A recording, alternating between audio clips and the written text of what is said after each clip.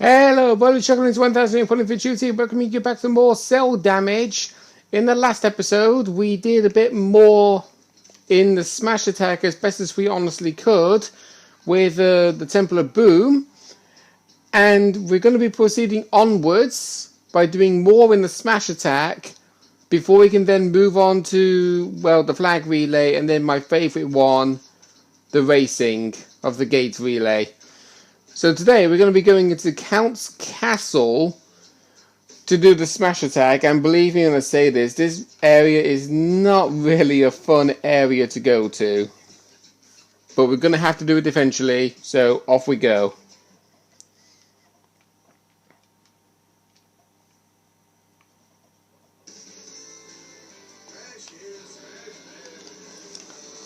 Okay, so starting against Count Hill there, he obviously got his special before me and then decides to drive into the bog.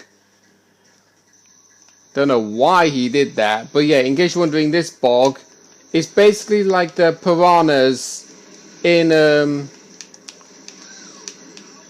it's basically like the piranhas in the Temple of Boom. Because if you drive in there, you're going to get grabbed by a skeleton hand, and the skeleton hand will pull you in the water. I know, it's gruesome.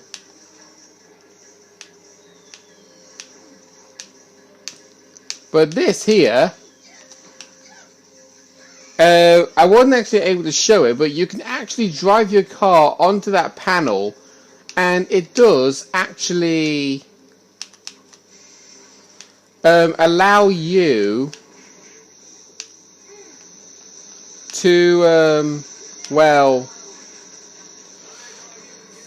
fire a crossbow with flaming arrows, and if you can catch anybody with it, you can actually set them on fire, and it takes a long time for them to be killed. In other words, it's basically like setting somebody on fire with Fleming's laser. Kind of hard to pull off. But the only problem about this area is that it goes in a full circle, and that full circle can catch you off guard, because it's like you're used to thinking someone's going to appear over here and then someone will probably appear later on behind you. Kind of like that.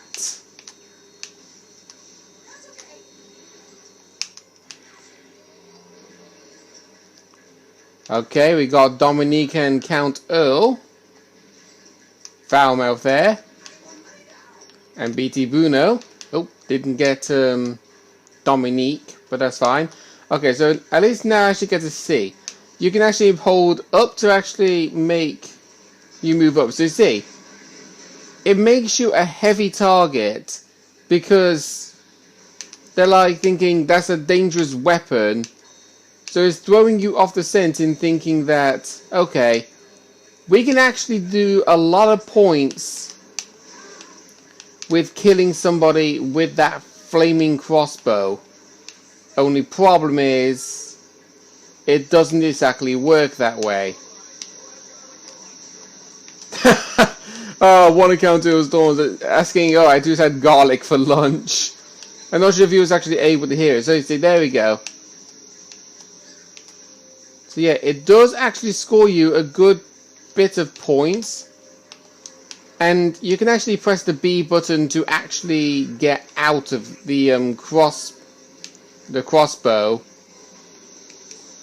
if you think you're going to get killed. Because I know I was with BT Bruno having an axe. So it's just based on, do you dare risk it, or do you want to save your chances of survival? Oh god. So there we go. That's what you see inside that bog.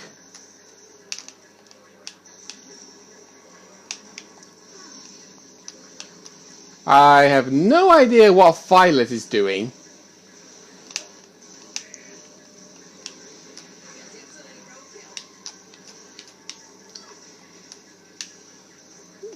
Okay. Oh, damn it! That was my own fault for sitting still doing nothing. I'm not going to get my special this time. Going to get one even better, the freeze ray. Chase after Violet.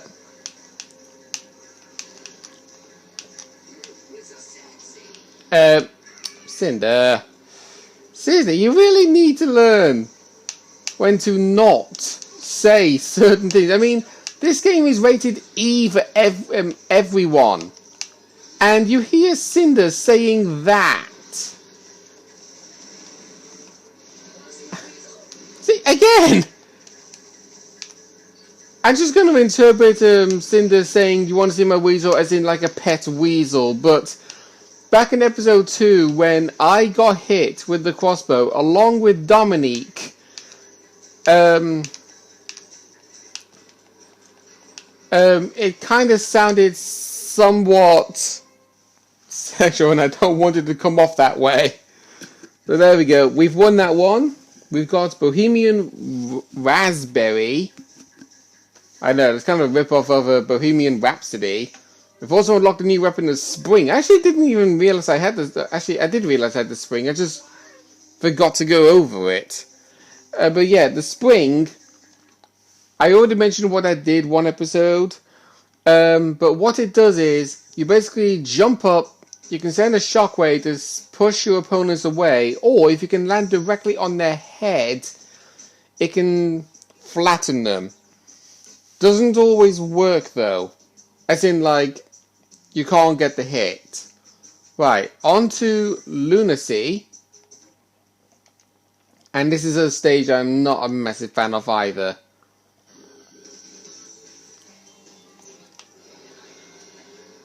Yeah, I'm not really a massive fan of any of the Brian Brain stages. Mainly because of the fact that you have the option to drive all the way in here to just pick up one weapon, but if you drive all the way to the far end, which I will show you, you can use this to jump over those bouncing mushrooms. Not sure what happened there, but not complaining. Basically, you have to hit that to allow you to come in here. You can also hit this to activate that. This is where you get your special, and you notice also that there was a UFO. The UFO, if you drive in that beam, is absolutely devastating. And this is where you unlock the rocket, by the way. If you just like hold the R button, see, look how fast you actually run. But you can actually waste the power just by simply holding the right trigger, because it also counts as using throttle. Because a rocket is not just used solely for blowing somebody up, it's also used for power to actually push you further. It's kind of hard to explain, really. I mean, get the impression of the NASA rockets that they use on those missions, where they send, let's say, for example, Apollo 13 to Mars, even though that's not really true, but they did have something called Apollo 13.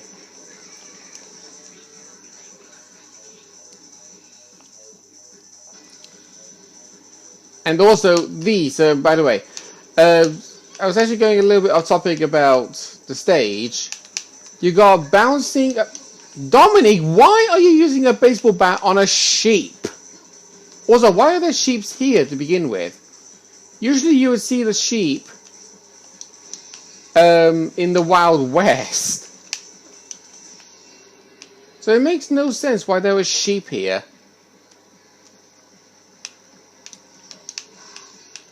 Is that like kind of a reference where you have aliens coming to farms and stealing the cows? That's the only logical make sense I can make of, because this is an alien base area.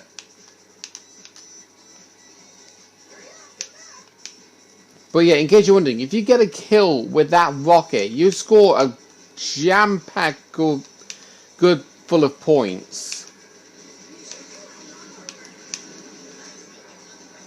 So yeah, it's kind of interesting to say the least.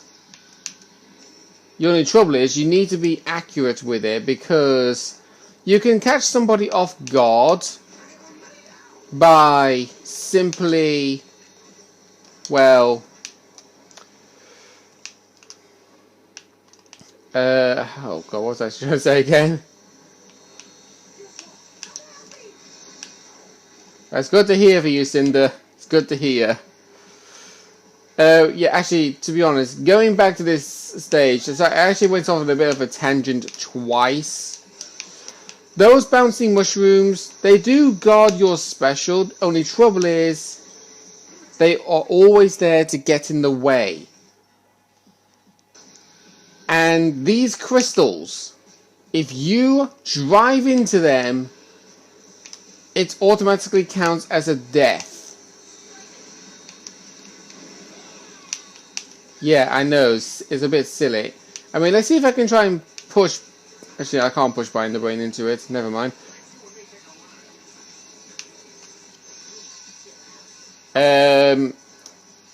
Fleming did not kill me because he was frozen himself.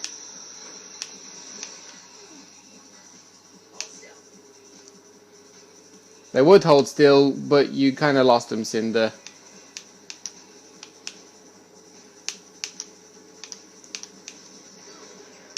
There we go, got Brian the Brain. But honestly, these guys, you know what? I'm just going to drive into it myself. See, there you go.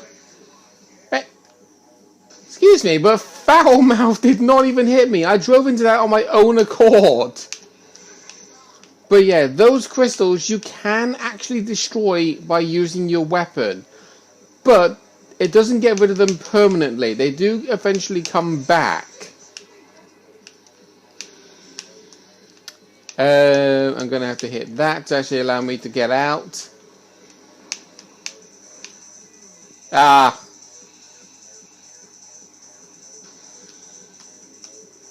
Oh yeah, now I know what I was actually talking about previously. I was talking about like a reference where aliens kidnap cows and send them back to their home planet. I was saying it's kind of a reference to that, but having the aliens taking sheep. If you're wondering the games I'm on about where they say that the aliens kidnap the cows, there's Legend of Zelda Majora's Mask, and there's also a game I used to play in my childhood, but I don't play it anymore. In fact, I've actually never beaten it, to be honest with you. This game was called Destroy All Humans. It's where you actually do get to control an alien. I don't remember the exact name of the alien.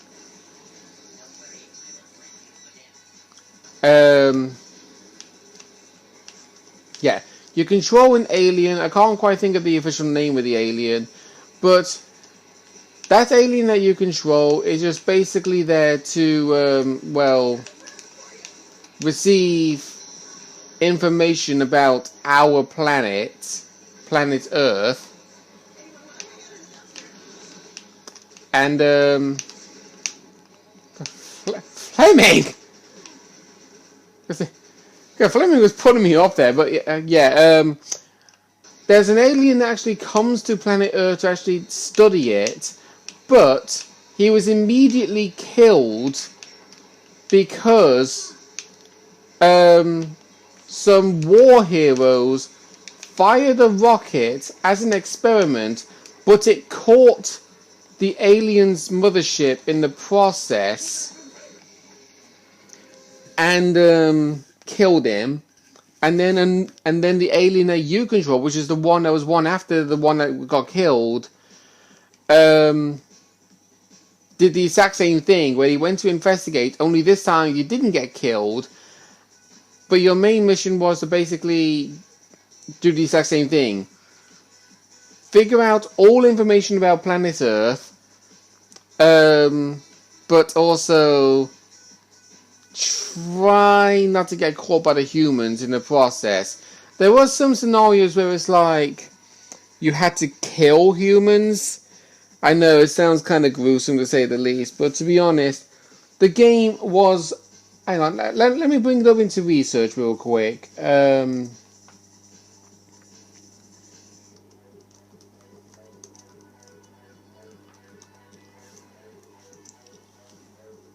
Okay, destroy all humans.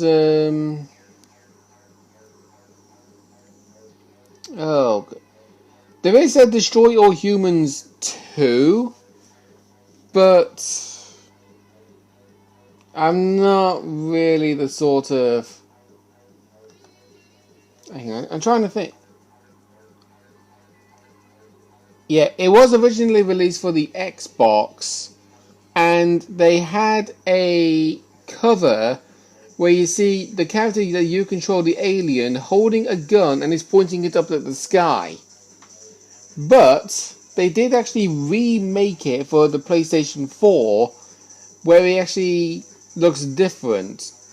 You got the same alien holding a different gun, with like a rocket jetpack or something, and there's a car upside down and a saucer taking a cow and humans running away.